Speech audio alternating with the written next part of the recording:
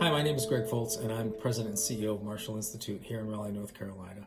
I want to take a few minutes today and over the next few sessions to think about asset management and how critical it is to the organization's function.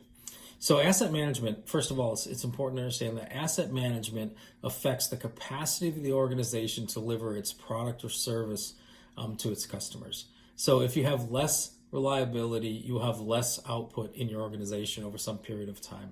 So there's 5 key points I want us to think about over the next few sessions that are going to affect our ability to deliver high quality asset management. First is alignment. We must be aligned with the organizational needs. So we exist as an asset management function to produce product, to deliver output. It's just that our role is about ensuring the capacity of the organization to deliver that, and that means taking care of the assets as we do that. Second, I want us to think about policies and procedures that we need to have in place to ensure that we can deliver the needs of the organization. Third, I want us to think about the organizational structures and the resources that we have to have in place to make sure that we meet the needs of the organization.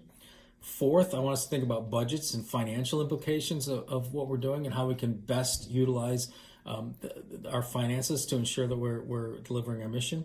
And fifth, I want us to think about asset management plans, specific activities that we would do to ensure that we're maintaining the assets at the level they need to be maintained. So again, broad picture is vision, strategy that leads to increased capacity of the organization to deliver its product. Thanks a lot and have a great day, and I look forward to the next session.